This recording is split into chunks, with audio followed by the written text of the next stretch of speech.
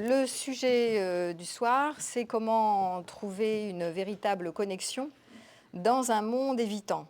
Une véritable connexion, moi j'entends une connexion de qualité, une connexion profonde, une connexion de cœur à cœur. En fait, on cherche, on a tous une aspiration, on a une quête d'un lien qui nous touche de cœur à cœur, dans lequel on se sent accueilli. C'est ça pour moi une connexion de qualité, non jugé, accueilli, rejoint même, je dirais le mot rejoindre, souvent ça peut parler à certains, qui est j'exprime quelque chose de moi et l'autre me rejoint dans mon univers, dans mon intime, dans mes terres intimes, etc. Et là, je me sens en connexion avec toi. Donc on a tous une part de nous, depuis toujours, hein, enfin, tout le monde, tous les humains ont une aspiration, une quête de connexion de qualité, ce qu'on peut appeler des fois l'amour profond.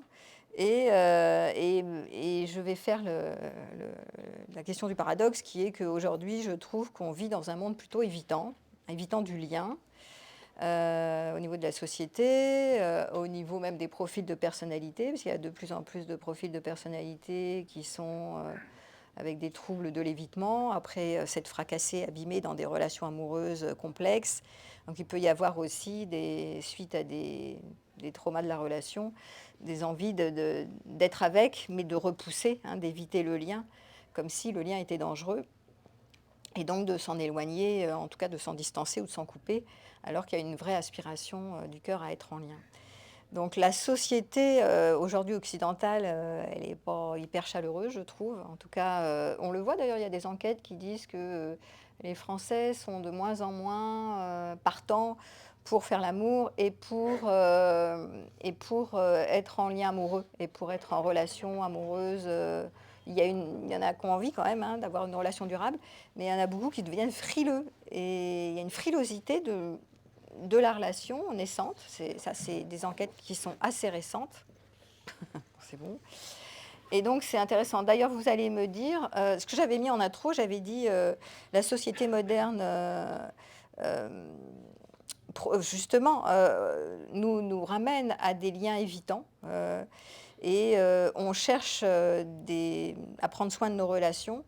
euh, mais je trouve que le monde est beaucoup plus fonctionnel. On a les réseaux sociaux, on a effectivement les sites de rencontres, on a plein de choses qui nous facilitent le lien virtuel, je dirais, comme si on est amené à être dans des liens toujours plus d'abondance de liens, comme si on pourrait trouver vraiment la bonne personne par les sites de rencontres, par exemple, ou je sais pas quoi, par la baguette magique.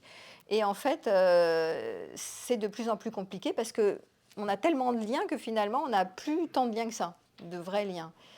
C'est une question en intro que je voulais vous poser, qui est pourquoi, à votre avis, ou en quoi la société moderne, justement, crée un monde évitant au niveau du lien?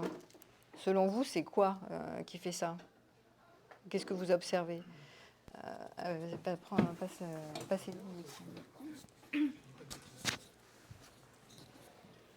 Oui, ça marche. Dans ce sens. Oui, c'est bon. Moi, j'ai l'impression qu'on est dans une société de gavage et de surconsommation, donc à tous les niveaux, quoi, de produits, mais aussi D'être. d'être vivant. Donc c'est pour ça qu'on est dans l'évitement, parce qu'en fait, on veut tellement surfréquenter des gens et surconsommer aussi, on n'est plus dans la profondeur de la relation, quoi. Oui, puis on n'a pas le temps, ça c'est juste. Et puis après, le temps est limité, et donc on ne peut pas tout consommer, hein, il va falloir faire des choix. C'est le problème de l'engagement d'ailleurs, parce que là on parle de l'évitement, mais souvent dans l'attachement évitant, pour ceux qui sont concernés par un attachement évitant, on va trouver une difficulté à s'engager, une peur de l'engagement, qui est je veux tout, je veux le meilleur, mais j'ai peur de m'engager. M'engager, c'est choisir, et donc de renoncer au reste, puisque effectivement, on ne peut pas être partout, et à force de vouloir être partout, tu es nulle part. Et ça joue aussi sur cette difficulté pour certains à s'engager, comme si s'engager était une privation de la liberté et de renoncer au meilleur que je pourrais obtenir. Et effectivement, la société de surconsommation, enfin qui propose tellement de stimulation et surconsommation, elle va ramener, effectivement, ça va augmenter les profils de personnalités qui veulent tout et qui veulent renoncer à rien. Et donc la difficulté de l'engagement sur un choix. Alors que, puisqu'on est en train d'en parler, ça m'intéresse d'en parler, Pour moi, l'engagement, c'est pas la privation, c'est pas la fin de la liberté. Et c'est pas non plus une petite mort, c'est pas une obligation. Parce qu'on dit souvent, pour ceux qui ont peur de l'engagement, qui vont créer une forme d'évitement dans le lien, c'est-à-dire ils y vont, mais ils y vont mollement, mais ils y vont pas, ils font un pas en avant, un pas en arrière. Pour cela, il y a l'idée que je me fais que si jamais je vais m'engager avec quelqu'un, je vais être obligée de le voir toujours. Tu vois, c'est en analyse fonctionnelle, on parle du scénario toujours. Ça sera toujours avec la même personne, et ce jusqu'à la fin de ma vie, ou ce sera jamais ce que je veux, ou je pourrai jamais avoir. Tu vois. Entre toujours et jamais, là c'est toujours. Je vais être obligée de toujours voir cette même personne, et mon désir va s'amenuiser, je vais me lasser, etc. Donc c'est une anticipation d'obligation, de devoir et d'obligation. Évidemment, quand on a une idée pareille, c'est pas vivant. Alors, je vais m'engager, voilà, c'est pas vivant. Et donc, pour moi, c'est pas du tout juste comme façon de voir. Ce qui me paraît plus juste, c'est s'engager, c'est la vie. Parce que quand on arrive au monde, on s'engage dans la vie.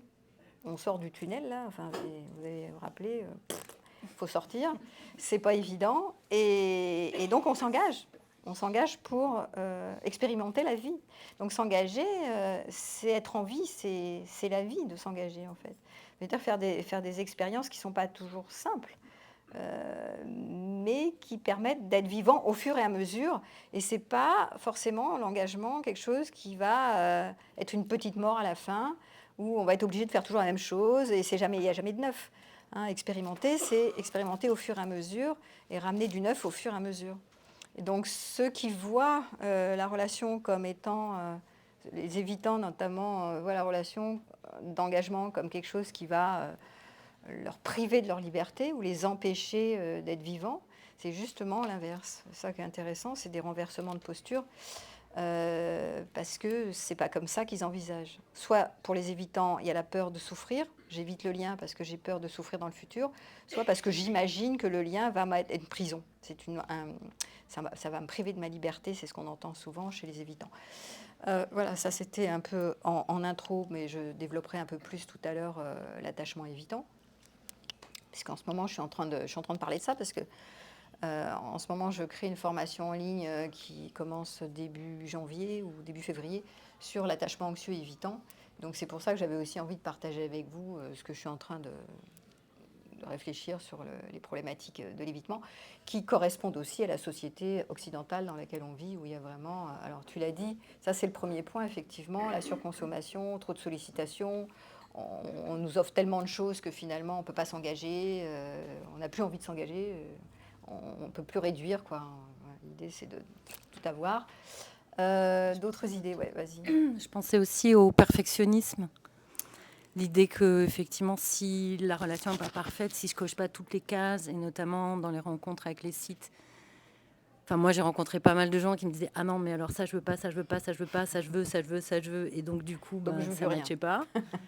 Et je trouve que c'est aussi très pareil, oui. À l'image de l'entreprise, oui. Quoi. C'est-à-dire tout vouloir tellement le meilleur. Et là, c'est et on n'est pas dans la relation vivante. Parfaite. Je veux la relation parfaite. Et comme la relation reste quand même imparfaite, ou le profil de personnalité en face, quelqu'un ne sera jamais vraiment parfait. Après, il faut que ça ait quand même des valeurs communes, qu'il y ait quand même des choses essentielles, des valeurs de compatibilité, qu'il y ait une proximité émotionnelle. Là, on parle aussi de l'intimité, si tu veux. Dans l'attachement évitant, dans le monde évitant, il y a ce manque de proximité émotionnelle. Quand je dis partie, cette connexion de cœur à cœur. Ça fait partie des impondérables pour faire un lien, je trouve, ce qu'on appelle l'intimité. Mais néanmoins, c'est vrai que les gens qui sont perfectionnistes ou qui ont trop d'idéaux, d'exigences élevées sur la relation amoureuse, ils vont avoir du mal à relationner. Ils ne vont jamais pouvoir s'engager de nouveau. Oui, c'est le micro, puis après je continue. Oui, vas-y. Bonsoir. Et moi je voulais intervenir par rapport à la relation et au fait que je me dis que les moments de rencontre et les façons de se rencontrer ont aussi changé et changent notre manière d'être en relation avec les autres. Je trouve aujourd'hui. Tu peux développer un peu ?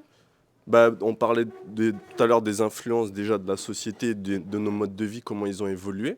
Et je pense que ça touche forcément notre façon d'être en relation avec soi et les autres.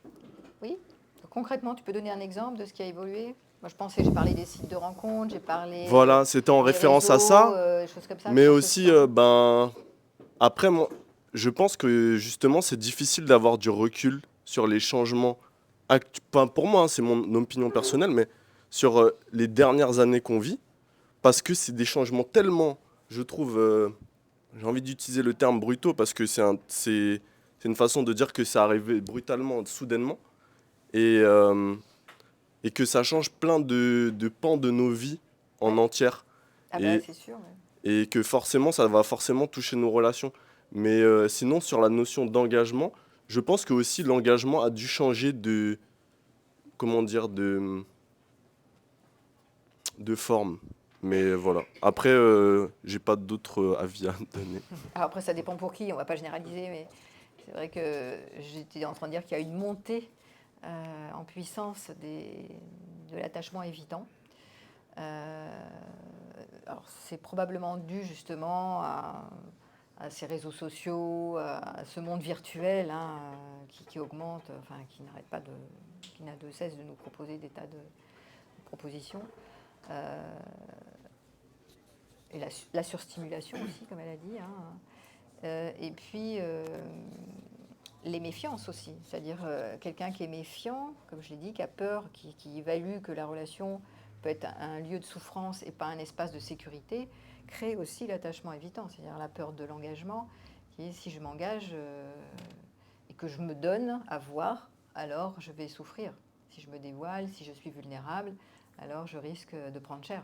Et selon votre âge et vos expériences dramatiques avant, voire dans l'enfance, dans l'attachement de l'enfance, vous pouvez en arriver à être dans la fermeture ou dans l'ultra-méfiance par rapport au lien, ce qui va créer des difficultés d'engagement aussi. Ça, c'est aussi une autre explication de l'évitant, qui est ça plutôt un parcours personnel, un parcours du combattant. Et puis ensuite, il peut y avoir aussi une collusion avec le collectif, avec la société qui nous expose effectivement à une surdimension des réseaux, du choix, de trop d'abondance, de choix, de vouloir tout avoir, de nous faire rêver qu'on pourrait tout avoir, tu vois, les réseaux sociaux, c'est aussi, on te fait rêver au niveau du marketing que avec l'algorithme, tu vas avoir la bonne personne en face de toi. Voilà. Hein. Bon, ça y est, Eureka, baguette magique, ta flamme jumelle, on va te la trouver, ton âme sœur, allez hop, c'est bon. Donc ça continue d'entretenir le mythe du rêve romantique et de ne pas accueillir une personne qui serait moins idéale sous toutes ses formes, quoi. Bon, voilà. Donc c'est vrai que le monde est évitant, plus je trouve maintenant, même si on veut du lien, on aspirera pour moi toujours à cette connexion profonde de qualité. Et en même temps, peut-être il y a aussi le fait qu'on est très nombreux, je crois que c'est un truc que tu as dit, on est de plus en plus nombreux sur Terre, et je me demandais si, tu vois, ça faisait partie de mes réflexions, si le fait qu'on soit très nombreux fait que plus il y a une masse, on le voit ça, plus il y a une masse indifférenciée, plus il y a du monde, par exemple là vous êtes dans un grand groupe, c'est plus difficile de nouer des relations que dans un petit groupe intimiste. Moi, je le vois. Même dans les conférences où il y a beaucoup de public, c'est plus difficile souvent qu'il y ait des gens qui aient des interactions et des personnes qui vont parler d'elles, parler de leur cas, que dans des petits groupes. Donc plus il y a du monde, plus on... Voilà. Et moins on a cette facilité, cette compétence à se dévoiler, à être dans l'intimité, qui est la qualité de la connexion de qualité.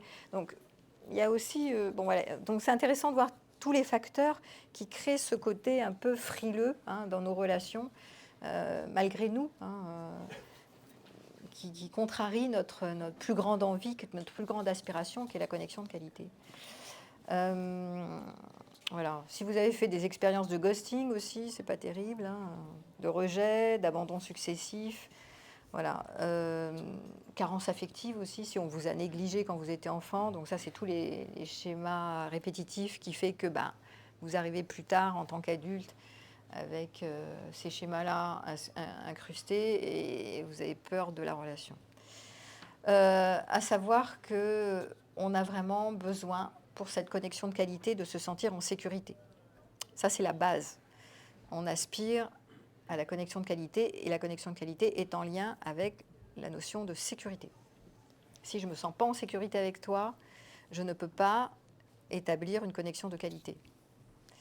Donc, les affaires de couple, moi qui suis psychologue et psychothérapeute de couple, je vois sans arrêt des problématiques autour de l'insécurité. Quand ils viennent consulter, c'est qu'ils sont en insécurité, sinon ils ne viennent pas me voir. Les autres, je ne les vois pas.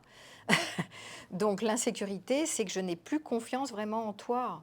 Tu me fais trop de reproches, ou tu m'as trahi, ou j'attendais des tas de choses que tu n'es pas capable de faire, ou tu ne réponds plus à mes besoins, ou je m'ennuie avec toi, ou les problèmes de logistique, tu ne ranges rien à la maison et moi je range tout, ou les problématiques de parents, tu ne vois pas, t'as pas la même vision. Bon, il y a plein de problématiques, ou la sexualité, il y en a un qui a du désir, pas l'autre. Enfin, bon, donc ça va générer tout ce que je viens de citer en exemple, ça génère de l'insécurité.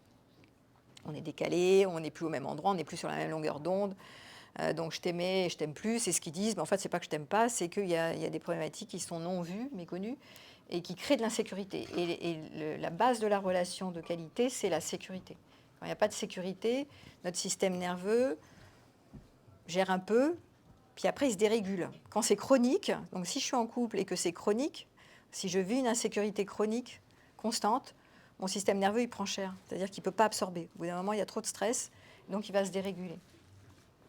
Et plus ça va se déréguler en moi, plus je vais être en vigilance, et plus je vais tout voir avec un prisme, comme quoi je vais encore plus me méfier, je vais encore plus faire de reproches, je vais être encore plus sur la défensive et je vais être encore plus en insécurité. Donc c'est le machin qui se mord la queue. Donc c'est extrêmement compliqué pour ceux qui font de la thérapie de couple ou pour ceux qui sont en couple, et de longue durée, c'est de remettre de la sécurité quand il y a de l'insécurité dans l'air. Et des fois, quand c'est monté comme ça, crescendo, l'insécurité depuis 1 an, 2 ans, 3 ans, le challenge, c'est de remettre de la sécurité, de refaire reset et de repartir à zéro pour reprendre confiance, remettre de la sécurité à l'intérieur de la relation, qui est une dynamique, qui est en mouvement. Parfois, c'est foutu et des fois, on n'y arrive pas. Ils n'y arrivent pas, mais c'est l'idée. L'intention, je dis toujours, est-ce que vous êtes partenaire pour remettre de la sécurité ou vous continuez de vous éviter, d'enflammer et de vous méfier, parce que la méfiance, c'est l'insécurité. Et la méfiance, c'est, au final, on le comprend pour les évitants, c'est à force de me méfier, je vais te mettre à distance, ou je prends sur moi, mais à un moment donné, je me recroqueville, c'est-à-dire je me ferme sur moi. En tout cas, il y a de la fermeture entre toi et moi. Donc la qualité de la connexion est abîmée. Je ne suis plus ouverte. Voilà. Donc la on n'est pas censé être naïf, mais entre naïf et surméfiance, vous comprenez qu'il y a un pas quand même. Alors, on parle souvent de la connexion comme quelque chose donc de compliqué, puisque vous avez vu, c'est pas simple d'être dans une connexion de qualité qui est en rapport avec la définition de l'intimité. Je l'ai déjà dit dans d'autres conférences, mais je vous le rappelle quand même. L'intimité en analyse transactionnelle, j'aime bien parce que c'est une grille de lecture assez précise, c'est je peux, de mon enfant intérieur à ton enfant intérieur, de mon enfant libre à ton enfant libre, avoir cette permission d'être moi authentique, d'exprimer tout ce qui me traverse, et toi aussi en réciprocité, parce que mon parent protecteur est bienveillant vis-à-vis de toi, donc ne te juge pas, et que le tien est bienveillant aussi et ne me juge pas. Et donc c'est pour ça que je me sens en sécurité. Parce qu'il y a ce sentiment de protection, je me sens protégée et en confiance et en sécurité en ce moment, maintenant, dans ce lien avec toi.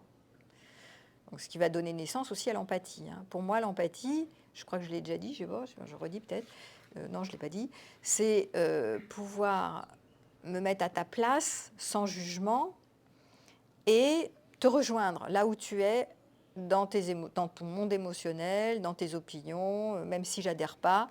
Je peux écouter, pas que écouter, et me mettre à ta place pendant un moment. Ça veut dire que je suis d'accord. Ça veut dire je comprends, je t'écoute, je te considère et je te comprends et je ne te juge pas.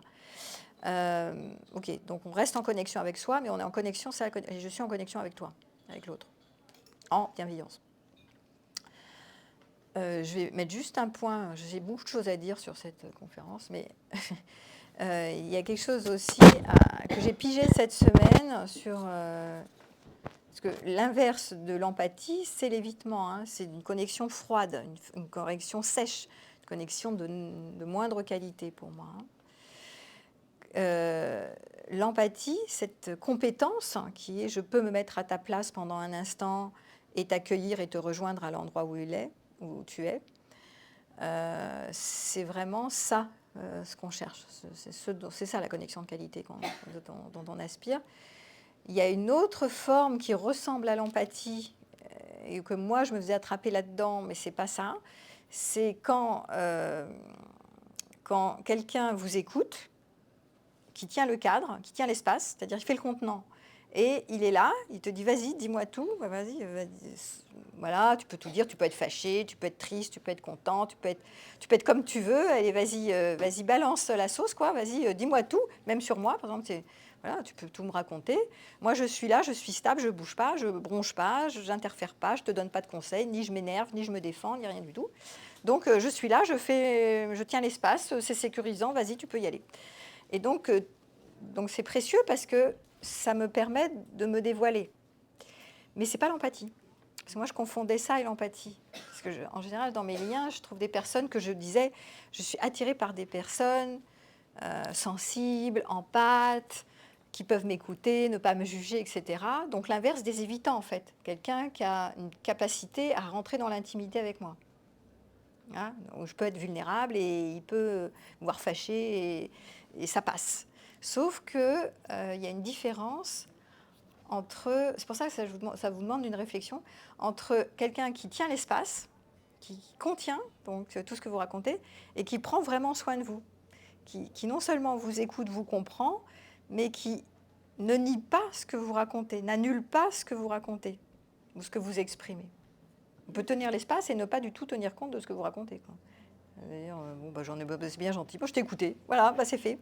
Ça, c'est checké. C'est bien, hein, maintenant. Bon, alors c'est bien. Moi, je continue comme avant. Hein, tout va bien.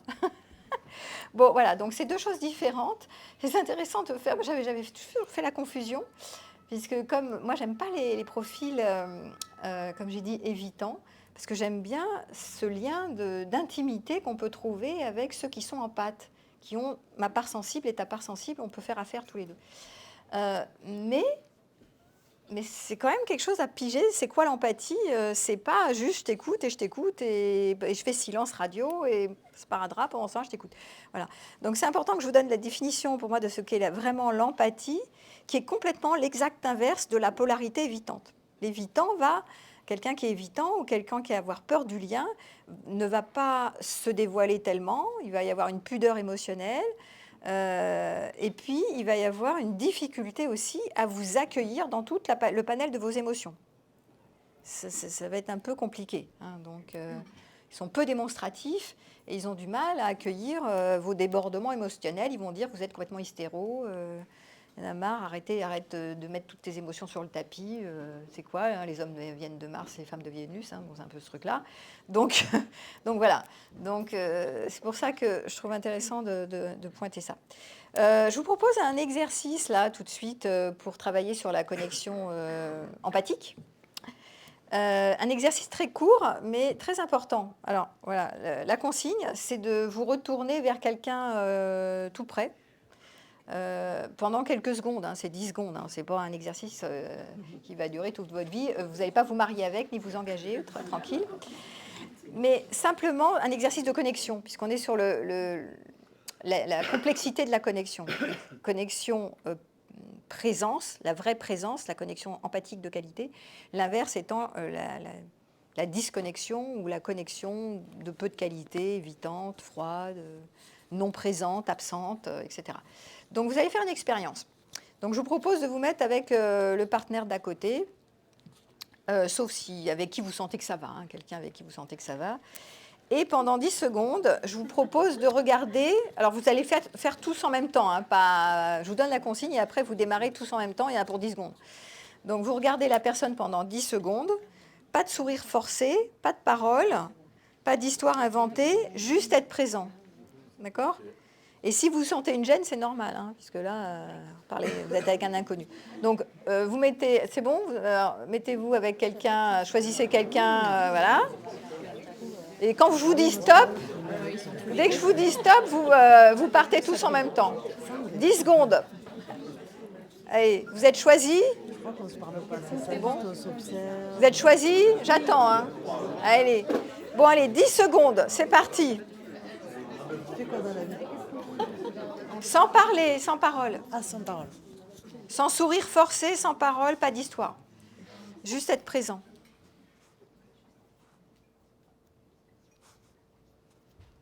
Si vous sentez une gêne, restez avec. Stop, c'est fini. Ok, donc c'était une expérience de connexion courte, mais une expérience de connexion par le regard. Est-ce qu'il y en a qui ont senti une gêne? Oui. Qui a senti une gêne? Voilà, donc il y en a quand même certains. Oui, c'est normal. C'est la barrière. Oui, mais c'est normal. C'est avec un inconnu, mais même avec quelqu'un de connu, ça peut vous faire une gêne. Hein. C'est la barrière de l'évitement. C'est ça, vous avez pigé ce qu'est l'évitement. C'est je suis là avec toi, mais en même temps, il y a quelque chose qui me dérange. Il y a quelque chose qui n'est pas simple. Et notamment la connexion par le regard, qui est la première connexion du bébé à la mère. C'est la connexion visuelle, qui est la connexion qui nous permet de nous sentir exister à travers les yeux de notre maman, enfin d'un être humain, donc de nous faire nous sentir exister. Et c'est vraiment la connexion qu'on appelle de co-régulation.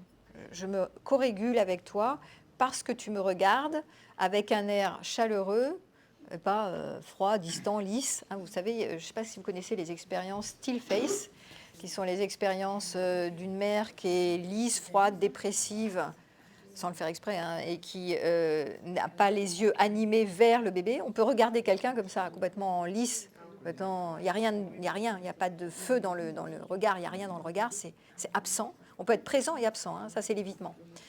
Et donc, le still face pour le bébé, c'est juste pas possible, parce qu'il essaye d'accrocher le regard pour se sentir en connexion avec la mère. Et s'il ne trouve pas que c'est lisse en face, que ça fait présent-absent, ou que la mère détourne le regard, alors à ce moment-là, il va appeler, chercher à gripper le regard, et au final va se résigner, parce qu'il n'y a personne en face. Et donc il ne peut pas se développer, on ne peut pas se sentir exister si on ne trouve pas cette connexion vivante en face de nous, quelqu'un qui est vraiment là. Donc ça, c'est pour vous faire expérimenter ce qu'est la connexion et ce qu'est la disconnexion.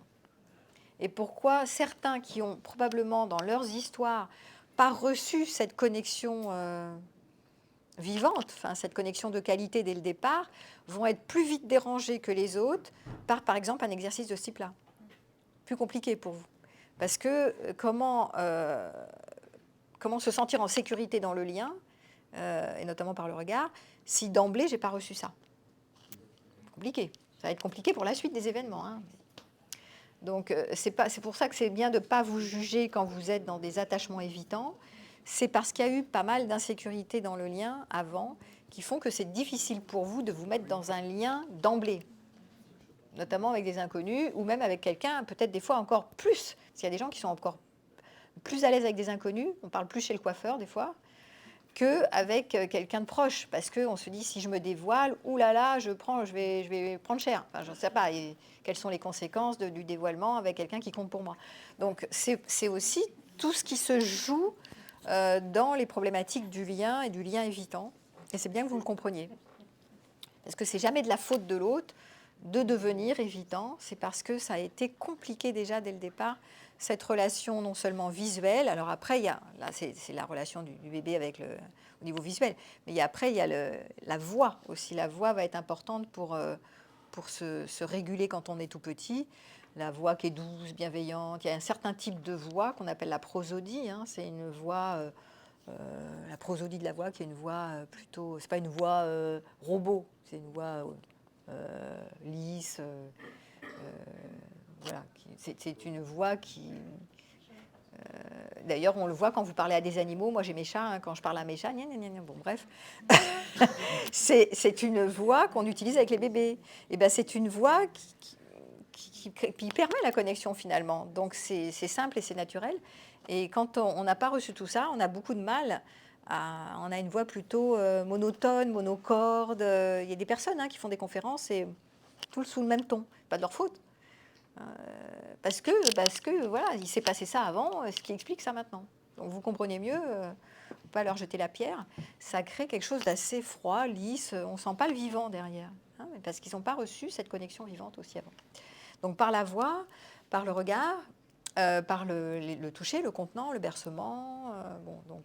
Donc il y a des personnes qui vont avoir cette pudeur, cette difficulté à rentrer dans le lien, soit par le regard, aussi par la voix, la chaleur de la voix, et aussi par le toucher. Le toucher peut être... oula, tu vas pas... hein. Et la société dans laquelle on vit, au niveau culturel, on voit qu'il y a des sociétés où les gens se touchent. Dans les sociétés, je crois, plutôt en Inde, ils n'arrêtent pas de se toucher. J'étais en Inde, là, il n'y a pas très longtemps. Ils se mettent dans la main, enfin, les garçons, ils se prennent la main. Enfin bon, il y a des sociétés où on est hyper loin, là-bas. Plus on est loin, mieux on se porte. Donc c'est aussi culturel, mais ça, c'est parlant. Ça parle aussi de cette difficulté que le lien peut être dangereux si on se rapproche trop vite, trop fort, trop près. Ça c'est l'attachement évitant. Pas trop vite, pas trop fort, pas trop près, pas tout de suite. Donc, je mets la distance pour pouvoir gérer la juste distance pour que tu te rapproches de moi sans que je sois trop activée dans mon système nerveux. Donc, c'est important de se connaître, en fait. Il va y avoir quelque chose d'intéressant là-dedans, dans ce que je raconte. C'est de me connaître dans mon fonctionnement, comment c'est facile ou pas facile pour moi de gérer la distance du lien, et notamment si j'ai plutôt un profil évitant parce que je n'ai pas reçu ce dont j'avais besoin quand j'étais enfant.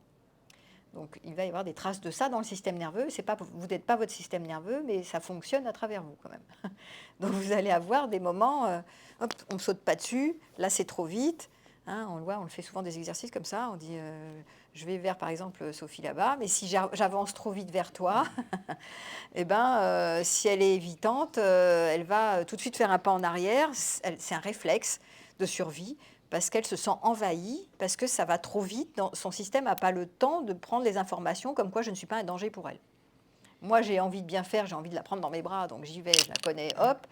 Et elle va, si elle est dans ce profil évitant, elle va se sentir agressée. C'est pas elle, c'est son système nerveux qui se sent agressé et qui fait un pas en arrière dans un réflexe de survie pour ne pas se sentir envahi ou intrusé ou je sais pas quoi. Et c'est en lien aussi avec si vous avez eu des abus, tout ce qui est abus, intrusion, forçage, nourriture, enfin tous ces trucs-là vont créer ce truc de viens pas trop vite, trop près chez moi, parce que là tu es chez moi et retourne chez toi. D'accord ? Alors c'est important de comprendre tout ça parce que ça crée aussi ces problématiques à l'évitement, ou quand vous relationnez avec des gens qui sont évitants, que vous ne comprenez pas parce que vous êtes chaleureux, vous allez facilement vers les autres et tout. Vous avez des comportements comme ça bizarres. Pas qu'ils sont bizarres, c'est qu'ils ont ça derrière. Est-ce que ça va, c'est clair? Vous me suivez là? Je pense que ça donne... Je ne sais pas si, quand vous êtes thérapeute, vous avez les notions, ceux qui ne le sont pas. Parce que ça, c'est des choses qu'on apprend dans nos formations. C'est vraiment en fonction de notre système nerveux qu'on est formaté comme ça. On ne fait pas du tout exprès d'être comme on est. Et c'est dommage parce qu'il peut y avoir des interprétations dans l'air, comme quoi « Ah, mais tu m'aimes pas, tu me repousses. Ah, mais je compte pas pour toi. Ah, mais t'es froide ou t'es froid comme un gardon. Oh là là, mais c'est pas que les gens sont froids, ils peuvent être comme ça. C'est dans un système de défense, c'est un réflexe de survie. Par contre, si vous les apprivoisez, si vous approchez petit à petit, vous leur demandez quelle est la juste distance, le nombre de messages, par exemple, si on est beaucoup dans les messages sur le téléphone. Combien de messages c'est possible, c'est gérable pour toi? Combien de fois, une fois par semaine, une fois par jour, on peut se voir? Donc ça, c'est en fonction de la juste distance, de conjuguer avec la juste distance de quelqu'un qui est comme ça, un peu, qui a peur du lien, qui est vite dans un réflexe défensif du lien. Et qui crée la coupure, parce que si vous approchez tout, si vous êtes trop près, trop vite, trop fort, il va couper. En fait, le système se défend en se protégeant, en se coupant du lien. C'est pour ça que les évitants vont vous mettre loin là-bas, ou faire silence radio, ou ne plus donner signe de vie, devenir froid, en se culpabilisant souvent de se dire mais j'y arrive pas, j'évite le lien, j'y arrive pas, je suis coupable, je suis un méchant, et en même temps je peux pas faire mieux parce que je me sens intrusée. C'est trop pour moi. Et j'interprète souvent chez l'évitant, j'interprète qu'il y a trop de demandes chez l'autre. L'autre va exiger, va être dans la demande, il a trop d'attentes. Ça, c'est souvent une interprétation, c'est pas forcément vrai, parce que c'est pas clarifié combien de temps je peux passer avec toi, combien de messages, voilà. Qu'est-ce qui me correspond maintenant, et peut-être après, je serai en sécurité, et après, je pourrai donner plus. Et pour l'instant, j'ai besoin de sécurité. N'oubliez pas, on est toujours basé sur sécurité, insécurité. Donc, c'est important. Alors, Question que je vous pose. Dans cet exercice, vous avez déjà oublié, peut-être je suis partie sur autre chose. Comment vous vous êtes senti après avoir regardé l'autre? Est-ce que c'était mieux après d'avoir une connexion d'humain à humain par le regard? Ou, je sais pas, on peut dire je me sens plus plein, ou plus vivant, ou plus vide. Le fait d'être en connexion avec quelqu'un, est-ce que ça vous a mis dans un état plutôt chouette, ou plutôt pénible, ou plutôt... Je sais pas. J'aimerais bien avoir vos réflexions. Personnellement, ça a été chouette. Il y a toujours le premier regard où on ne connaît pas la personne, donc on est dans la connexion. Et après, on a... Je te parle pour toi. Hein. Pour toi, ça a été chouette. Oui, Dans voilà, ton pour moi, mais pour moi, ça a été chouette. Et voilà, c'est un partage, en fait. Ça donne envie d'aller découvrir, dans ce qu'on a perçu, d'aller découvrir. Ça aurait peut-être avec une autre personne, ça aurait pu être l'effet inverse. Je vais au sens opposé. Ouais. Oui, oui, tout à fait. Donc ça, c'est ton expérience à toi. Donc ça montre que tu n'as pas... quand vous êtes dans la curiosité, je suis curieux de découvrir quelqu'un et je suis plutôt ouvert, ça veut dire que ton système nerveux, là, tout de suite, est plutôt régulé. C'est-à-dire que tu n'es pas en méfiance. Tu n'es pas en train de t'interpréter que l'autre... tu n'es pas dans un truc parano, en train de te dire, oh là là, l'autre, il va me demander un truc, l'autre... il va me juger, il va évaluer que je ne suis pas belle ce soir. Tu ne te fais pas des idées. Voilà. Il y a juste la curiosité. La régulation du système, on le voit parce qu'on est connecté ici et maintenant. C'est-à-dire que tu es présente à ce qui se passe là. Et il y a une curiosité qui apparaît, l'esprit de curiosité. Ah, je peux découvrir, je vais explorer un truc, ça m'intéresse, tiens, une nouvelle personne, voyons. Donc tu n'es pas en interprétation de danger. Et ça montre que tu es là tout de suite à la seconde, plutôt en sécurité, dans le lien maintenant. Et avec toi aussi, avec toi-même. Ça, c'est intéressant, parce qu'on n'est pas qu'en sécurité dans le lien. Pour être en sécurité dans le lien, il faut être d'abord en sécurité avec soi, en connexion avec l'autre. Il faut d'abord être en connexion avec soi. Et ça, je reviendrai tout à l'heure là-dessus, parce que c'est un fondamental. On ne peut pas être qu'en connexion avec soi, sauf si vous êtes des ermites et des bouddhas bis. Mais sinon... Mais c'est déjà important, ça va être important aussi d'être en connexion avec soi pour être en connexion avec l'autre. Et je pense pour être en connexion avec les autres, c'est important déjà d'être en connexion avec soi-même. On ne peut pas être à 100%, ouais. Mais je pense que dans la relation à l'autre, c'est aussi se connaître un petit peu. Oui, alors après, bon, ça c'était une expérience de connexion comme ça, tiens, je connais quelqu'un. Et après, ce qui va faire la différence et ce qui va créer l'intimité, la fameuse intimité qui est vraiment la recherche, l'aspiration de confiance dans le lien durable, ça va être le temps, ça va être aussi le fait de ne pas se sentir jugé, voilà, que l'autre t'accueille comme tu es, ce qu'on va appeler l'amour inconditionnel. Est-ce que je peux être aimée comme je suis? C'est ça notre recherche, c'est ça qu'on appelle une qualité de... C'est notre aspiration la plus grande, c'est cette aspiration à la connexion. Et c'est notre plus grande peur. Puisqu'on a peur d'être critiqué, d'être exclu, d'être jugé, d'être blâmé, d'être rejeté, d'être abandonné, d'être humilié, d'être manipulé, d'être trahi, d'être tati, d'être tata, enfin toutes les blessures, quoi. Je vous les fais toutes. Vas-y, passe-moi le micro, je vais vérifier un truc. Oui, c'est bon. Donc ce lien de longévité, ce lien où justement tu vas pouvoir... alors, je termine et après je te donne la parole.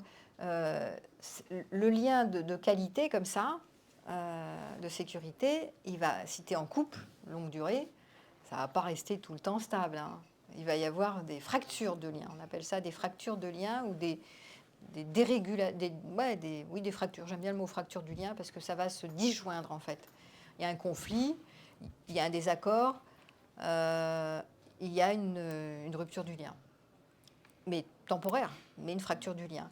Et les personnes qui cherchent tellement l'harmonie du lien, qui sont tellement déçues ou tristes ou angoissées à l'idée que le lien se rompt à jamais, qu'elles ne peuvent pas tolérer des fractures de lien temporaires.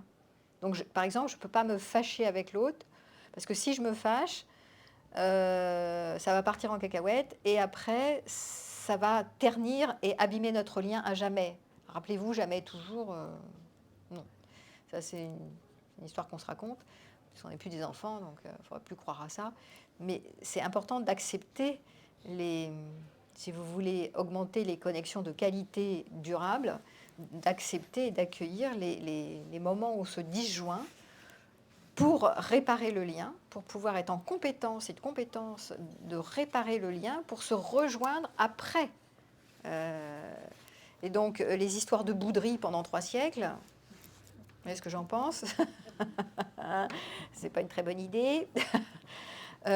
Ou j'ai raison, t'as tort, c'est moi qui ai raison, il y en a marre, et tenir la tour d'ivoire, j'ai raison, je suis au contrôle. Ça ne va pas se permettre de réparer le lien et de se rejoindre. Hein, donc, il faut voir quelle est ma manière pour rejoindre quand ça a été... pour réparer le lien quand il y a eu une fracture de lien. Ça, sinon, ça ne fait pas de couple durable. Ça fait des couples qui cassent, quoi, ou alors des couples genre chien et chat qui sont hyper en conflit tout le temps. Et à force d'être dans des conflits, il n'y a plus que... Ils s'aiment par les conflits, quoi. Ce n'est pas très intéressant. C'est l'inverse de ce qu'on cherche, qui est l'aspiration à une connexion de qualité. Donc là, on n'est même plus dans l'évitement du lien, on est dans les relations agressives, qui sont violentes. Alors, Oui, non, ce que je voulais dire, moi, on en a plus ou moins parlé, mais Ouais. c'est que la condition sine qua non pour qu'il y ait une connexion de qualité entre deux personnes, c'est aussi le fait que la personne elle s'assume pleinement. Ça permet aussi si elle assume ses parts d'ombre, ses parts de vulnérabilité, elle entre plus facilement en connexion avec la personne sans projeter toutes les peurs que tu as évoquées tout à l'heure. Donc, oui. c'est pour moi Oui, c'est très, très juste. C'est vrai que c'est plus facile de rentrer dans une relation de qualité et qui va durer, soit en amitié ou surtout en couple, parce qu'il y a plus d'enjeux dans le couple qu'en amitié en général, on y met plus d'enjeux. Quand quelqu'un a fait un travail sur lui, qu'il a vu ses parts d'ombre, qu'il les reconnaît, qu'il ne projette pas que l'autre a tout faux et moi j'ai tout vrai, qui s'approprie sa parole, c'est moi qui vis ça, qui ressens ça, c'est moi qui suis fâchée, toi tu vois les choses comme ça, mais c'est moi qui vois ça, hein, et qui ne parle pas sur l'autre tout le temps, qui ne balance pas tous les trucs, c'est plus simple. Ce qu'on appelle le non-jugement en fait, hein. Comment être dans le non-jugement, qui permet justement un lien de sécurité, c'est de s'approprier sa propre parole en parlant en mode jeu, quoi. C'est moi qui le vis, c'est moi qui pense ça, c'est moi qui vois ça. Bon, voilà, après, t'en fais ce que tu veux. Et je ne vais pas te balancer tout sur toi. Voilà. Mais c'est assez juste. Ouais. Donc, ça fait partie, effectivement, des facteurs qui vont augmenter la possibilité de créer une connexion de qualité et de cesser d'être en système de défense qui est j'évite, où je me refroidis, où je te balance, où je te projette. Soit je fais une projection positive sur toi, idéalisante, ce qui va, tôt ou tard, un jour, je vais te désidéaliser. Soit je fais une projection négative sur toi, et j'arrête pas de voir tous les points négatifs. Tu es imparfait de chez imparfait, mais non, si je t'ai choisi, c'est que tu n'es pas si imparfait que ça. Sinon, pourquoi je reste avec toi? Personne ne me force à rester avec toi. Donc là, c'est que je suis dépendant. Donc, c'est ni des projections hyper positives, ni des projections ultra négatives. Donc, c'est intéressant aussi de voir dans les relations où vous êtes, des relations de proximité, est-ce que vous êtes dans des projections ultra positives ou ultra négatives? Elles sont toutes extrêmes. Donc, évidemment, il faut revenir à la normale. Et surtout, la vulnérabilité. Qu'est-ce qui va créer, oser la vulnérabilité pour, ça c'est pas simple du tout, notamment pour tous ceux qui ont ce profil évitant, un attachement évitant. La première chose sur lesquelles on les fait travailler, c'est cette pudeur, cette difficulté à faire confiance à quelqu'un, même au thérapeute, hein, souvent, pour se dévoiler. Vraiment, on peut dire des machins en surface, mais vraiment se dévoiler, oser toutes les émotions dans la vulnérabilité, c'est plus compliqué. Il y a toujours une peur du jugement chez l'évitant qui est je vais reprendre, enfin voilà, on va me critiquer, on va trouver que je suis nulle, on va voir tous mes défauts, etc. Donc voilà. C'est un acte de courage, mais un chemin direct vers la connexion. Donc ça, c'est un travail qu'on fait, ou que je fais souvent, qui est comment est-ce que c'est possible, souvent dans le travail de thérapie, on fait ça, hein, séance après séance, on permet à la personne évitante ou qui n'ose pas la vulnérabilité d'être de plus en plus authentique et vulnérable et se montrer vulnérable parce que effectivement, nous en face, notre rôle, c'est de jouer la posture du contenant. Hein. On va contenir ça ensemble. On est dans le lien, je t'accompagne, je ne te lâche pas, je suis là pour toi et je suis bienveillante et je ne te juge pas. Et je ne balance pas mes avis de comment tu dois faire. Je ne te dis pas comment toi tu dois faire puisque j'en sais rien. Je ne te file pas mon système de référence. C'est toi qui sais comment tu vas t'en sortir et qui va trouver les options. Et donc, c'est ce qu'on essaye de faire, en tout cas, quand on travaille avec quelqu'un qui est évitant, pour qu'il puisse aller dans ce chemin, d'oser la vulnérabilité de plus en plus et de voir que ce n'est pas dangereux. Et donc, après, de le transposer avec les liens amoureux, avec ses proches, etc. Mais c'est des expériences à vivre, c'est pas évident. Pour ceux qui ont fait cette expérience de connexion, même en 10 secondes, des fois, on voit que c'est compliqué de dire... parce que regarder dans les yeux, c'est déjà montrer sa vulnérabilité. Il y a des gens qui ne peuvent pas se regarder dans les yeux. C'est juste pas possible. Je suis sûre qu'il y en a plein d'entre vous, ils ont regardé, genre, ouais, bon, alors je regarde le tapis, je regarde dans l'air, je regarde... Bon, quand c'est fini, là, 10 secondes. Encore, je ne vous ai pas fait une minute. Un stage de tantra qu'on anime, que j'animais avant, c'était pas 10 secondes, hein, c'était tu te regardes dans les yeux, tu te places en face de quelqu'un que tu ne connais pas, et tu te regardes dans les yeux pendant, je ne sais pas, 10 minutes, un quart d'heure, et tu médites. Voilà. Donc ça, c'était intéressant de voir qu'est-ce qui se passe en moi quand je suis vraiment en connexion que par le regard avec quelqu'un. Qu'est-ce que je me raconte comme histoire, quelles sont les pensées, les sensations, les émotions qui me traversent quand je suis vraiment en connexion avec quelqu'un. Est-ce que je suis présent ou est-ce que je suis absent? Qu'est-ce qui se passe? Ça, c'est des choses, vous pourrez le faire chez vous. Hein. Prendre quelqu'un et faire ce travail de connexion par le regard et voir qu'est-ce qui se passe en vous, pas chez l'autre, parce que vous ne savez pas, quand c'est un exercice de méditation. Et de rester chez soi, déjà, quand on est avec l'autre, plutôt que de partir sur l'autre, de fusionner avec l'autre et de se dire mais qu'est-ce qu'il pense, est-ce qu'il trouve que je suis bien, pas bien, on s'en fout en fait. Ce qui est important, c'est de voir qu'est-ce qui se passe chez moi, de rester chez moi.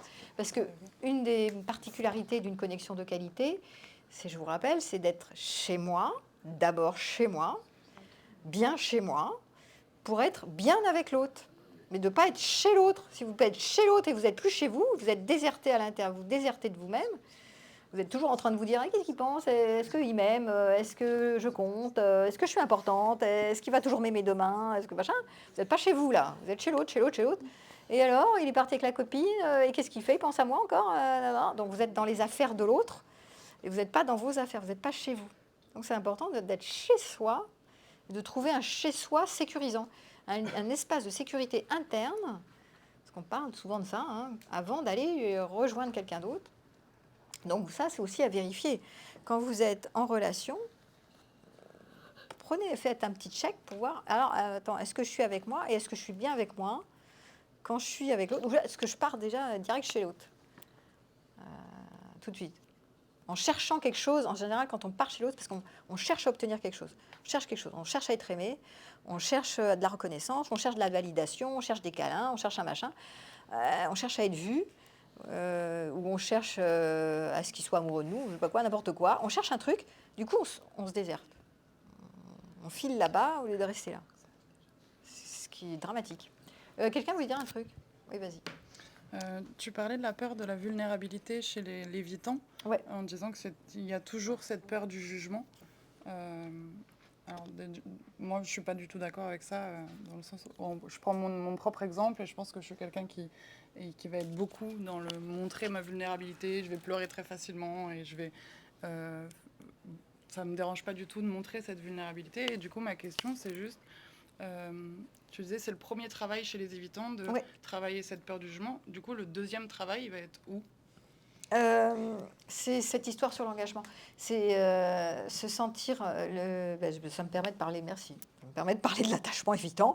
Premier point, c'est ils évitent la proximité émotionnelle. Hein. Quand on lui demande comment ça va, c'est des réponses vagues, tu vois, un peu abstraites. Bon, voilà. Et va valoriser l'indépendance à l'excès, parfois à l'excès, qui est, moi, je suis quelqu'un d'autonome, je sais me débrouiller seule, j'ai besoin de personne,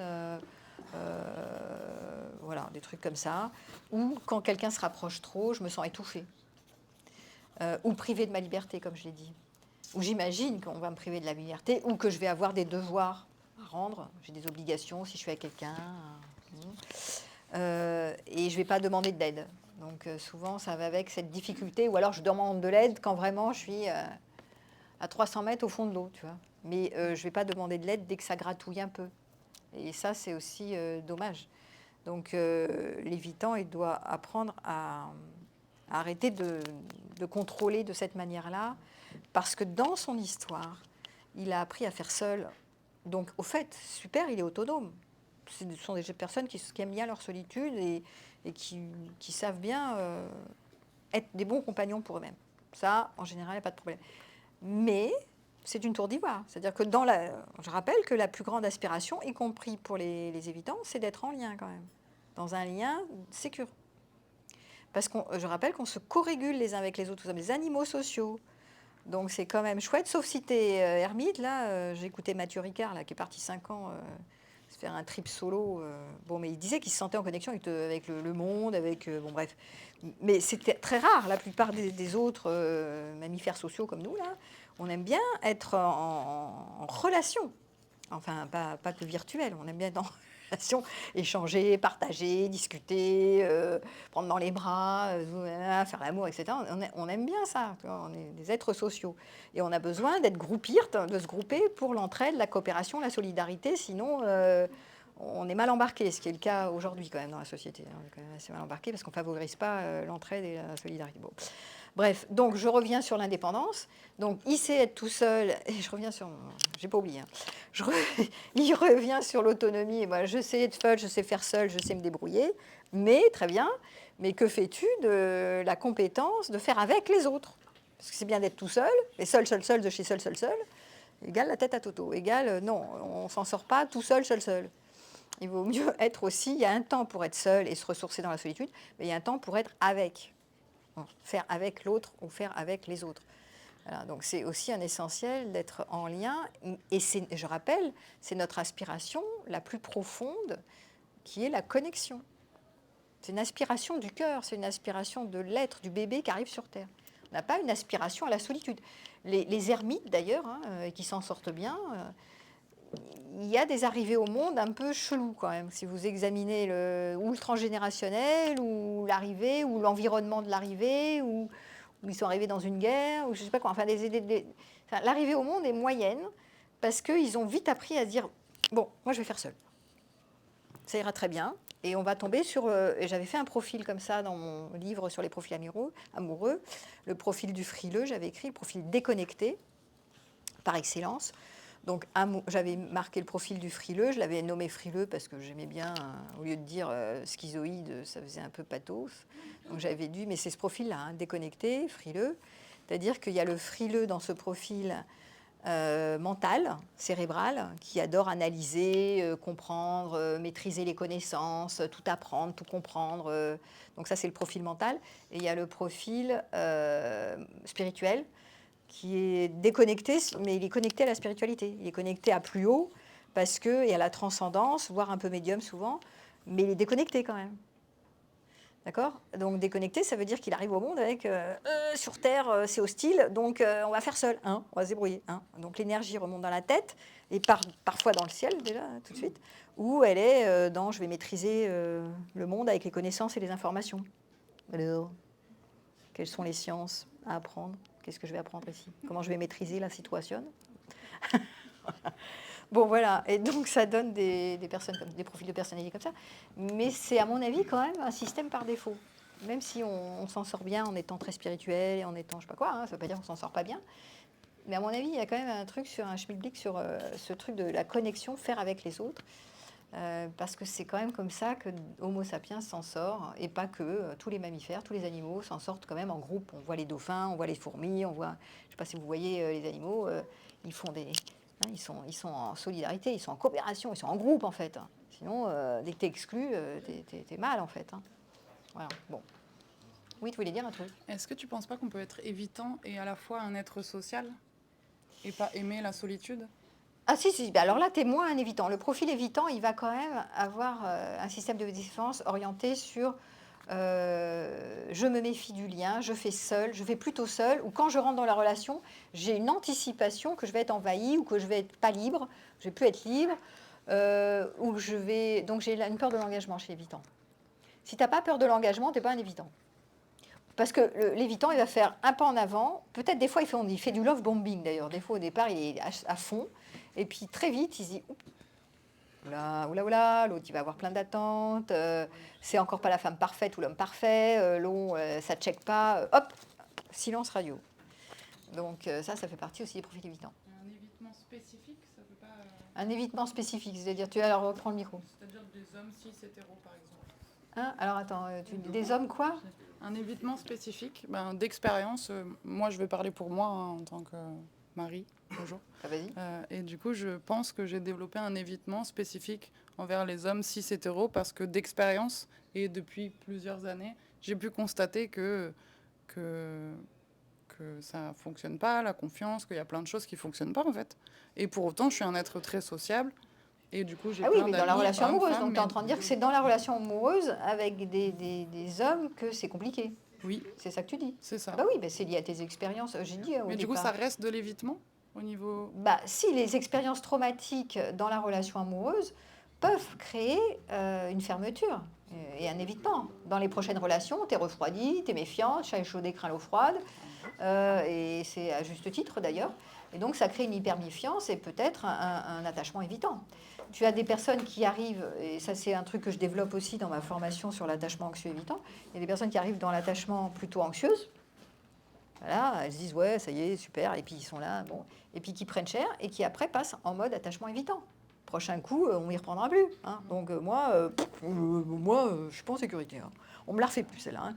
Donc il va falloir travailler sur ni l'attachement anxieux ni l'attachement évitant, c'est-à-dire passer des attachements instables, insécures, à l'attachement sécure. Évidemment, la sécurité ne va pas être trouvée complètement chez l'autre, mais ça va être de demander aussi d'observer si la personne en face te permet de créer un espace de sécurité avec elle dans le lien qui s'ajuste au fur et à mesure. Et de cesser de générer des anticipations négatives, parce qu'il y a des anticipations, après c'est embêtant, parce que des anticipations, c'est des interprétations de signaux, comme quoi l'autre n'est pas sécure. Donc interpréter, c'est pas la réalité. C'est interpréter, c'est prédire l'avenir à partir d'un truc que tu as vu en disant, s'il le fait une fois, il va le faire 150 fois. Par exemple, en tout cas, ce qui est interprétatif doit cesser. Oui, vas-y. Est-ce que c'est pas aussi une bonne nouvelle finalement, c'est qu'on est plus exigeant dans les relations qu'on a, qu'on met plus de limites, qu'on se connaît mieux. Qu'on est plus, moi j'ai entendu. Hein, Est-ce que je vais parler plus fort, pardon. Est-ce que c'est pas une bonne nouvelle finalement? Ça veut dire qu'on est plus exigeant dans nos relations, qu'on met plus nos limites, qu'on apprend à les exprimer mieux, et que du coup on sait beaucoup plus rapidement que ça ne nous conviendra pas, que celui qui est en face en fait ne respectera pas nos limites et nos attentes, et que du coup on est aussi beaucoup plus dans une connaissance de nous-mêmes. Et de dire, voilà, pour une connexion profonde, j'ai besoin de telle ou telle chose, même si c'est pas un profil, on ne parle pas d'un profil parfait là, on parle d'une écoute, de quelqu'un qui est empathique, et qu'en fait, en tant que personne qui a vécu des choses, en effet, on est plus capable de dire, voilà, si je veux me respecter, cette personne en face n'est pas capable de respecter mes limites et mes attentes, et donc je passe à autre chose. Et peut-être que, comme disait Marie, en fait, je ne trouve pas forcément de connexion amoureuse, mais je valorise d'autres connexions qui sont aussi importantes comme l'amitié. Oui, mais aujourd'hui, en fait, peut-être aussi qu'on valorise pas trop le fait qu'on a le choix d'être en couple. On a le choix aussi d'être tout seul et de valoriser d'autres types d'attachements et d'autres types d'amour qui sont tout aussi valables. Oui. Peut-être que c'est une très bonne nouvelle, au contraire. Tout à fait. Là, tu m'emmènes sur une autre piste que je développe souvent, qui est la piste, je te l'ai dit d'ailleurs, j'ai dit du groupe, de l'amicalité, il n'y a pas que le couple dans la vie, je le dis souvent. Puisque quand je parle de co-régulation avec les autres, ça ne veut pas dire qu'il n'y a pas que le couple, évidemment. La co-régulation, j'ai dit avec les autres, je n'ai pas dit avec un autre. Bon, ça mais ce n'est pas une piste que je voulais développer ce soir sur l'évitement. Ce que tu dis, se connaître soi, se respecter, avoir des exigences et de mettre ses limites, ça, c'est plutôt sain. Ça fait partie d'être en connexion avec soi, de rester chez soi et de ne pas se perdre dans l'autre. D'accord ? Donc ça, c'est une bonne idée. Pour autant, ce n'est pas ça qui va créer l'attachement évitant. Attachement évitant, c'est pas ça. Attachement évitant, j'ai dit petit 1, je répète. Petit 1, quelqu'un qui a peur d'être étouffé, qui, j'avais dit quoi? Je me rappelle plus maintenant. Mais je pense que du coup, Qui évite la proximité émotionnelle, donc la vulnérabilité. Petit 3 qui prend de la distance de la relation, c'est-à-dire qu'il s'investit au début puis il se retire quand l'autre devient trop présent, ou qui laisse des messages sans réponse pendant un certain temps, et qui dit comme ça à l'autre, j'ai besoin d'espace, de solitude, mais c'est pas très clair, c'est pas trop, c'est défensif en fait. pour moi, en fait, ces personnes-là, en fait, elles ne sont pas prêtes à être avec quelqu'un et c'est à elles de faire le travail. C'est-à-dire qu'en fait, c'est ce que je t'ai dit, oui, oui, c'est ce que je suis en mais train du de coup, pour moi, en fait, dans chercher une connexion qui serait très belle et qui serait intéressante, pour moi, c'est aussi dire, ben, ces personnes-là, en fait, on doit, en tant que personne peut-être moins évitante ou qui a envie d'une vraie connexion, même si on a peur et même si on est évitant, ou comme disait Marie, dans un gradient d'évitement, ben, je pense qu'en fait, ces personnes-là, oh, voilà, c'est ça, il faut les éviter. Merci. Alors, Mais c'est une je fois suis pas qu'on en les a train de jeter identifiés, la c'est pierre sur les évitants. Je suis en train non, de justement, dresser je pense que pour l'instant, je suis en train juste de dresser le profil de quelqu'un qui est évitant et de voir, enfin, de comprendre le fonctionnement, de permettre de vous faire un diagnostic sur c'est quoi quelqu'un qui est évitant. Ça peut être vous-même. Ça peut être quelqu'un que vous connaissez, etc. Les gens ne font pas exprès d'être comme ils sont formatés comme ça. Après, je suis qu'au diagnostic, j'ai pas dit comment on passe d'un attachement évitant à un attachement sécure. Comment les évitants, parce qu'il y a un entraînement, c'est pour ça que je propose une formation là-dessus, c'est comment on passe d'un attachement évitant, je suis quelqu'un d'évitant, je suis obligée de rester toute ma vie. Je peux aussi, puisque j'ai une aspiration comme tout le monde à la connexion, reconnaître que j'ai une aspiration à la connexion, que je fais trop seule, que j'ai peur du lien, et que je peux passer de la connexion, de l'attachement insécure à la connexion à l'attachement sécure, exactement comme l'anxieux, c'est pas mieux, hein. Voilà. Mais c'est un travail. Ça veut dire qu'il y a une envie chez la personne de se libérer de cet attachement évitant qui lui pourrit la vie finalement. Donc il y a une reconnaissance du problème. L'évitant doit reconnaître qu'il y a un problème d'être évitant. S'il dit, moi je suis dans ma tour d'ivoire et tout va bien, même la marquise, pourquoi pas, mais souvent il y a un problème de, j'ai quand même une aspiration au lien et j'y arrive pas. Vas-y, et après je continue. Oui. Merci. Moi, ma question, c'est par rapport à comment, du coup, créer une relation, dans le cadre d'une relation, peu importe, où justement la sensibilité et la vulnérabilité des deux personnes en relation, on va dire dans le cas amoureux, Ouais. peut s'établir de façon plus profonde et comment il peut y avoir justement un échange qui soit, on va dire, respectueux, équilibré, harmonieux. Eh ben, très bonne question, ça, puisqu'on travaille sur l'inverse de l'évitement, c'est l'intimité, comme je te donnais la définition de l'intimité. Moi, j'aime bien ce que j'ai déclaré, les deux choses dont j'ai parlé, c'est à la fois quelqu'un qui tient le cadre, qui tient le contenant, c'est-à-dire qu'il y a ce qu'on appelle l'espace de sécurité. Tu peux tout me dire, tout me dévoiler, être totalement transparent à cet instant, et je peux tout entendre. Et je ne te juge pas. Donc ça veut dire que sparadrap. C'est-à-dire parce que pendant que tu parles, si je commence à ramener ma fraise, c'est mort. Parce que je vais interférer sur ce que tu me racontes. Donc je dois mettre un sparadrap sur la bouche et dire vraiment, écouter jusqu'au bout et voir si tu as encore quelque chose à rajouter. Sans reformuler. J'interfère pas. Je me tais. Alors j'ai envie de dire des trucs, non, je dirais. Ça, c'est tenir l'espace. Et pas broncher, pas faire regarder, se lever, faire la vaisselle ou faire autre chose. Vraiment, je suis là, je suis présent à toi, je te regarde et je suis présent et je n'interfère pas sur ta communication, sur ta prise de parole. Ça, c'est tenir l'espace. C'est pour créer de la sécurité. Mais ça ne suffit pas pour l'empathie. L'empathie, après, ça va être « Ah, j'ai entendu ce que tu m'as dit, ce qui est important pour toi, c'est ça. » Et après, tu peux reformuler. Est-ce que c'est vraiment ça qui est important pour toi? Ça ne veut pas dire que je n'ai toujours pas dit si je suis d'accord ou pas. Hein. Je viens reformuler, voir si j'ai vraiment compris ce que tu m'as raconté.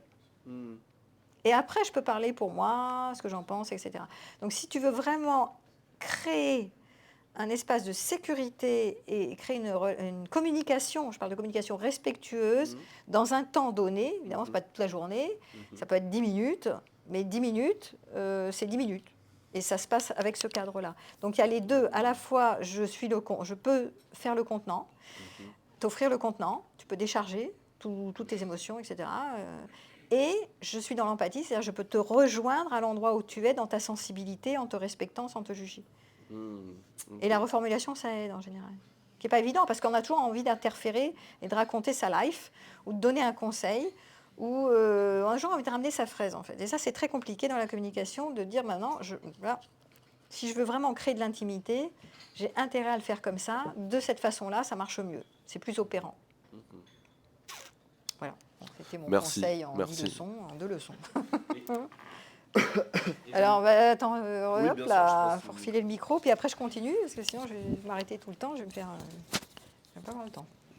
Non, je vais être bref, juste, et je ne me servirai pas de ce que tu m'as dit et de ce que tu m'as Oui, exposé à l'avenir tout à fait. pour Merci. te blesser. Voilà. Voilà. Oui, oui, tout à fait.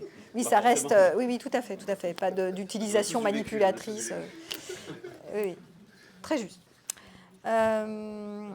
Donc, quelqu'un qui est évitant va, j'ai dit, va gérer les conflits en se coupant. Aussi, ça je ne l'ai pas dit, je vous le dis. Le deuxième truc, c'est prendre de la distance dans la relation. Si vous voulez retrouver mon PowerPoint que j'ai fait, hein, je vous le laisse. Hein, il est à la fin de... Vous allez sur la vidéo en replay sur ma chaîne et je vous laisse le PowerPoint gratuitement en accès libre. Vous l'aurez.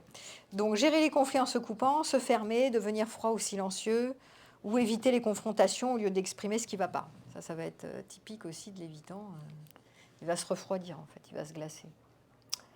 Difficulté à tolérer la dépendance de l'autre.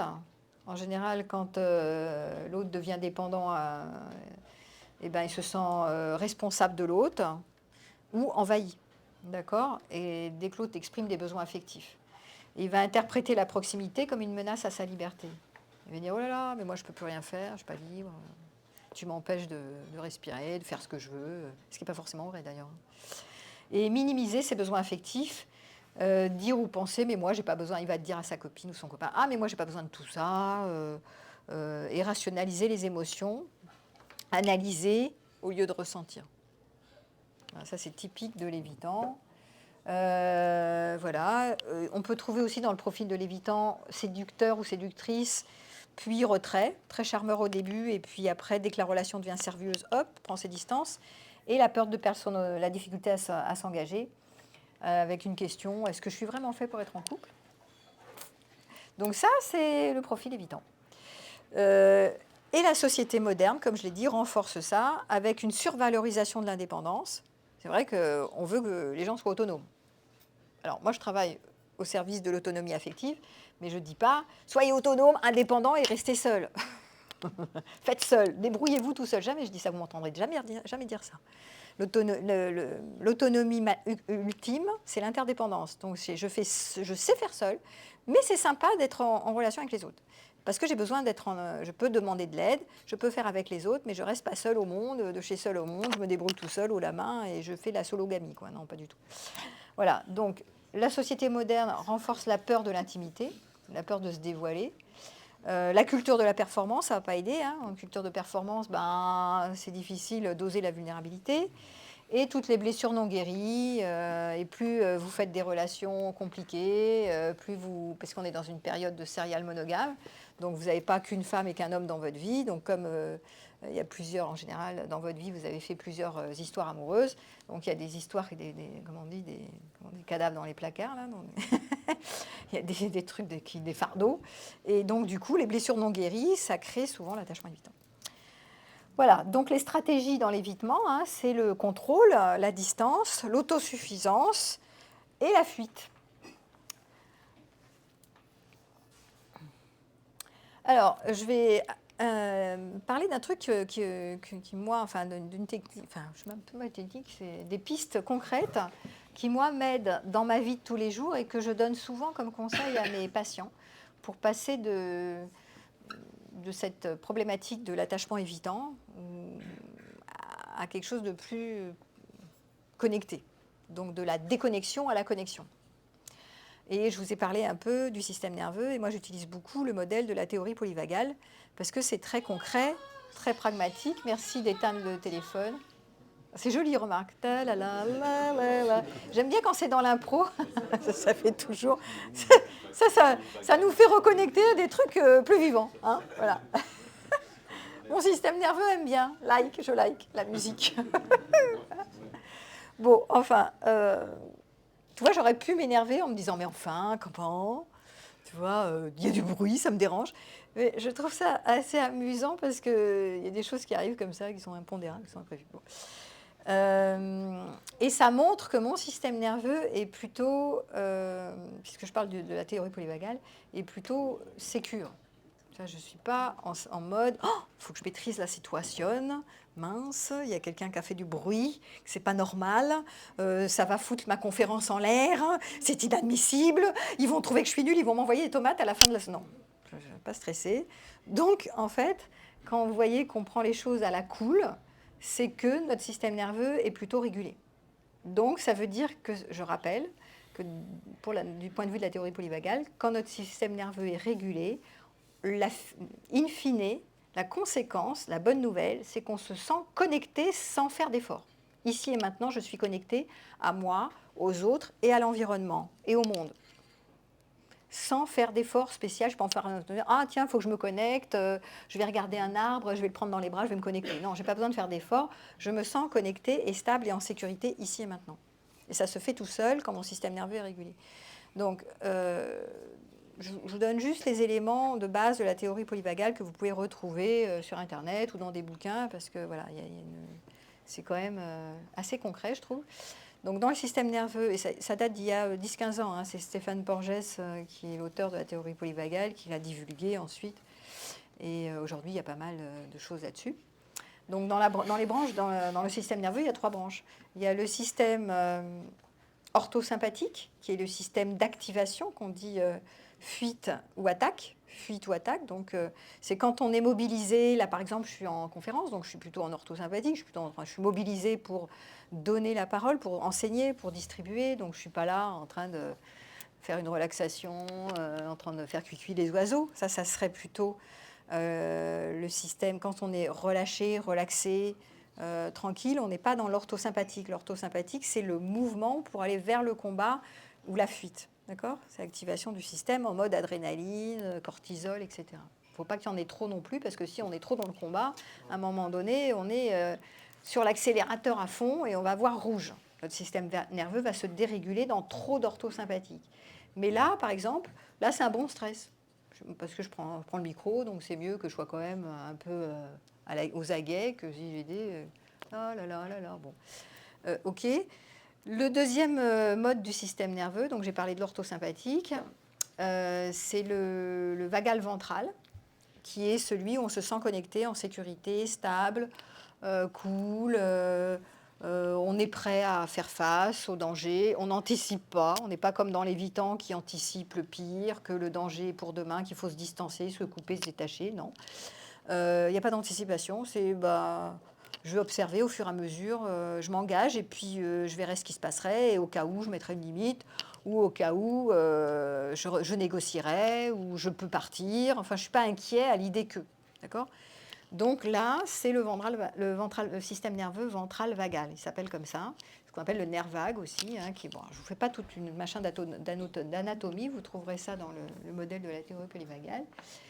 Mais c'est aussi le système nerveux ventral vagal, et c'est pour ça que c'est important, c'est le système d'engagement social. On est fabriqué pour l'engagement social. L'engagement social, c'est d'aller vers les autres, c'est la connexion vers les autres, avec le visuel, comme je disais, le regard, je vous ai fait regarder la connexion avec les autres, avec le toucher, toucher, prendre dans les bras, etc.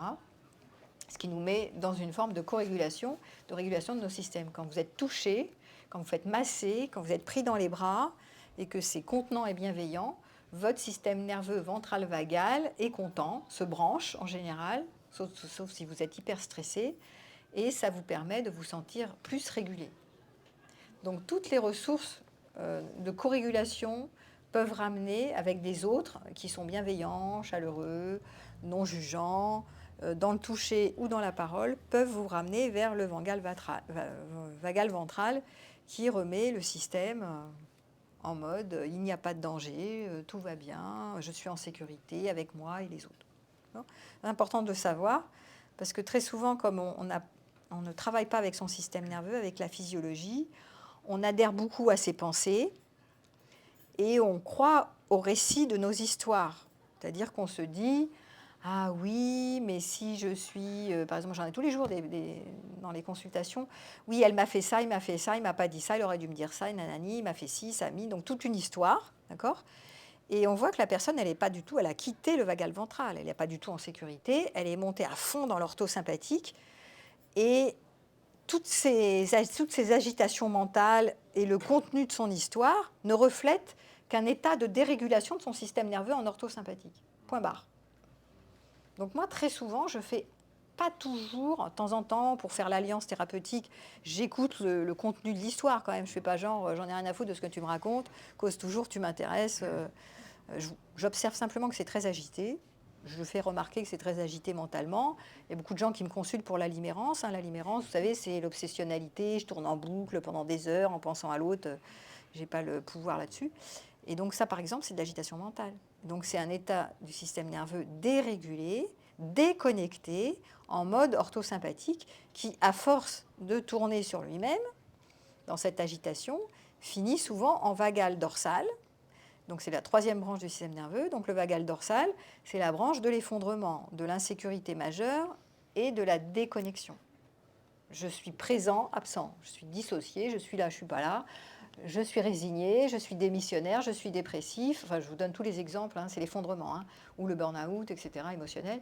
Enfin, c'est tous les états d'effondrement, c'est le vagal dorsal, c'est les moments où il n'y a plus rien, et j'ai plus d'espoir, et le monde est hostile, et il n'y a plus rien à faire, et je suis désabusée, et etc.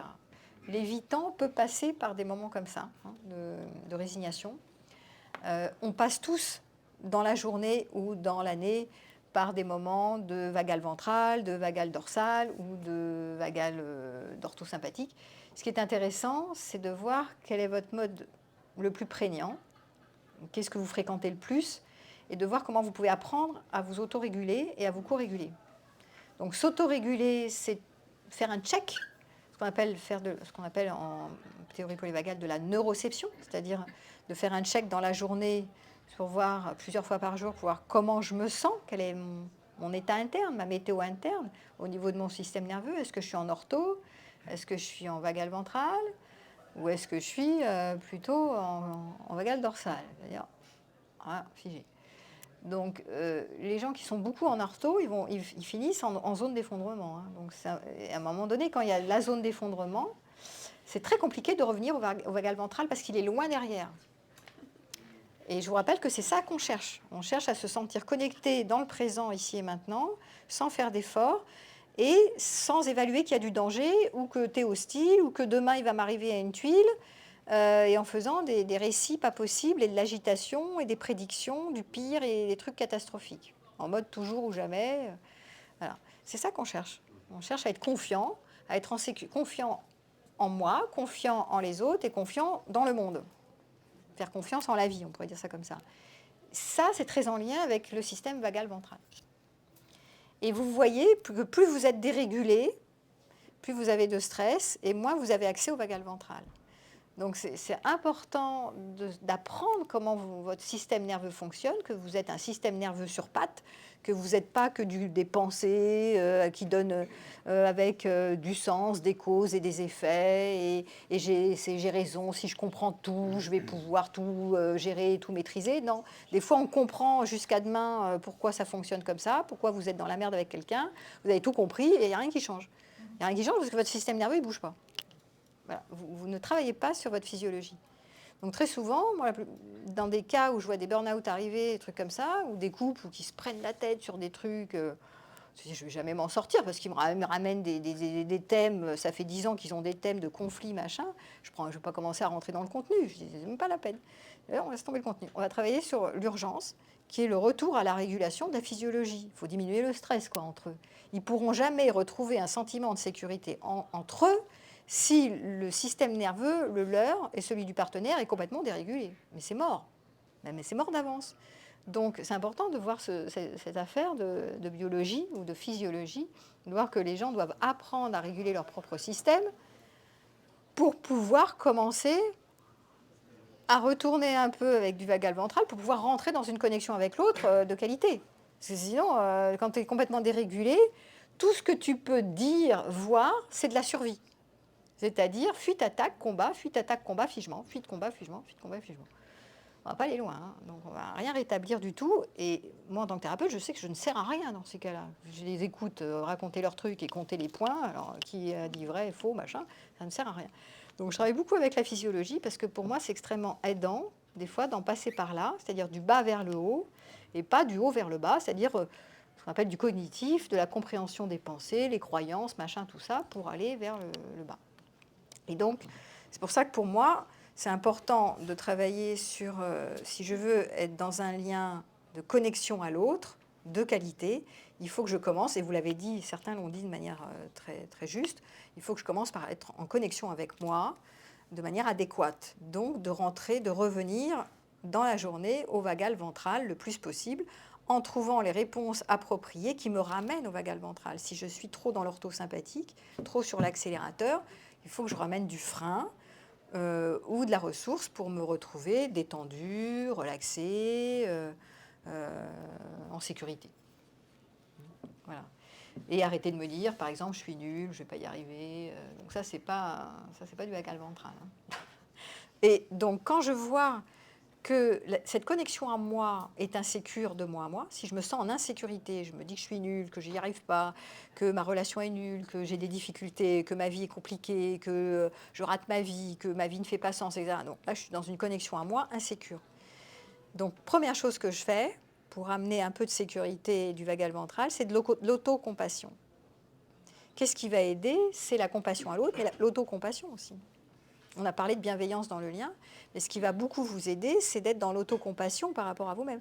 Donc quand vous voyez souffrir, être en souffrance, être en détresse, la première chose qu'on fait, au lieu de se dire « je vais me libérer de ça, je vais régler le problème », première étape, l'autocompassion.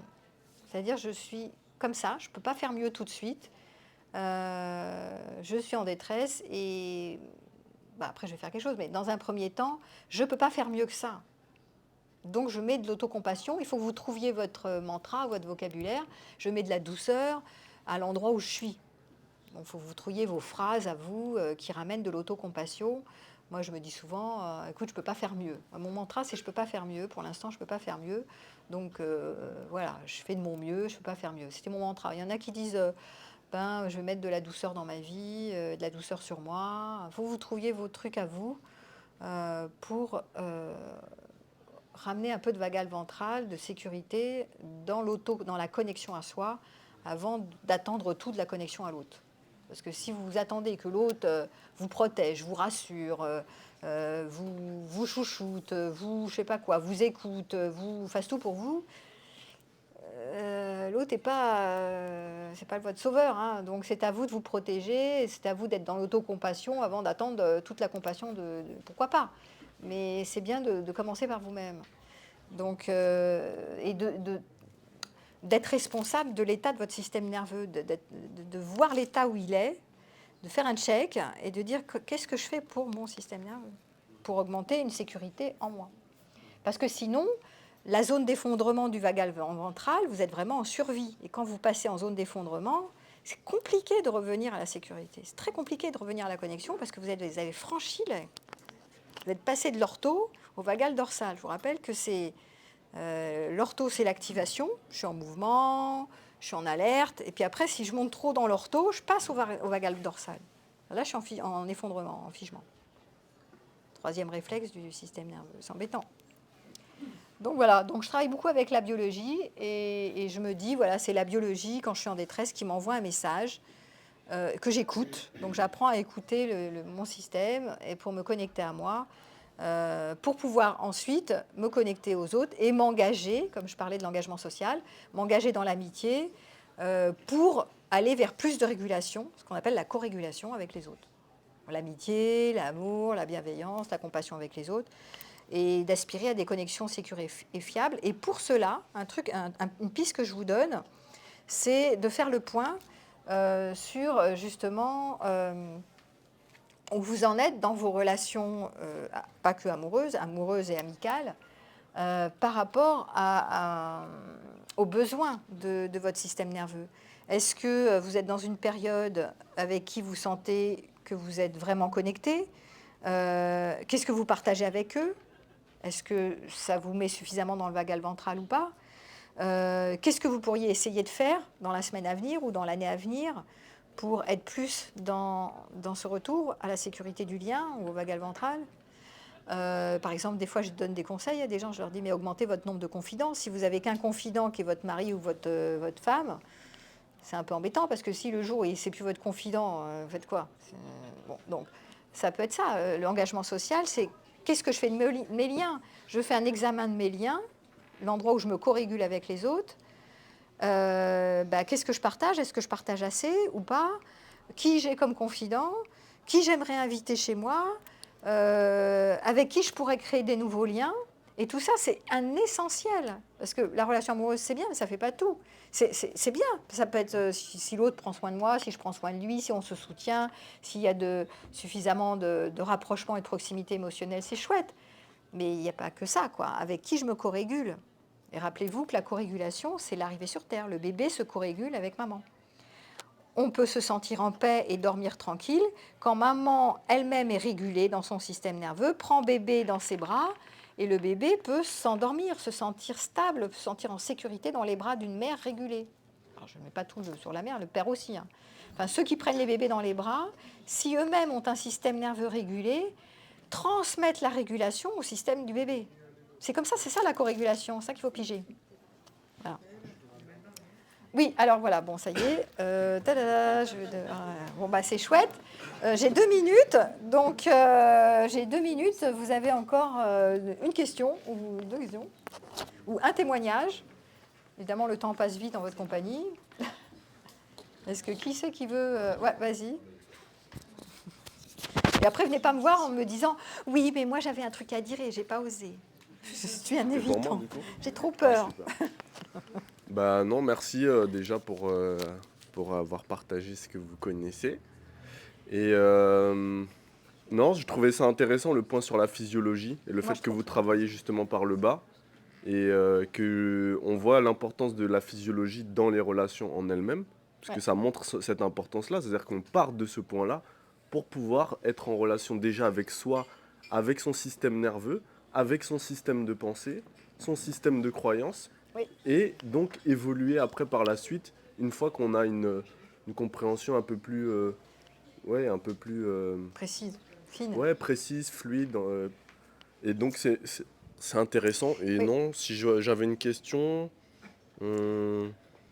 Non, j'ai pas forcément de questions. Je veux bien laisser la parole à quelqu'un d'autre. Non, je voudrais rajouter un truc parce que j'ai parlé de la connexion à soi, de la régulation avec son système à soi, de la régulation avec les autres.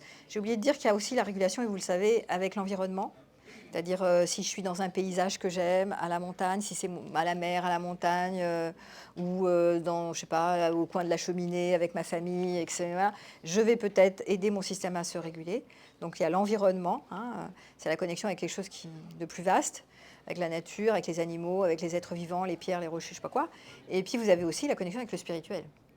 Donc il y a, vous avez vu 4 types de connexions: la connexion avec soi, la connexion avec les autres, la connexion avec le monde et la connexion au spirituel. Donc ces 4 types de connexions, posez-vous la question, sont des aides à la régulation de votre système nerveux. Donc où vous en êtes à chaque fois, faites des points et des checks, parce que ça c'est votre responsabilité, c'est pas la responsabilité de quelqu'un d'autre. L'autre ne peut pas tout pour vous, il peut un peu, on peut se réparer avec l'autre, mais on ne peut pas attendre tout des autres. Voilà. C'est à vous de prendre la responsabilité d'aller bien, en fait. Voilà. Oui. Merci pour m'avoir écouté, parce qu'alors là, il me fait des signes horribles. C'est haut. Et puis, la prochaine conférence, vous pouvez me suivre, c'est sur mon site, c'est sur mon site à véroniquecohn.com.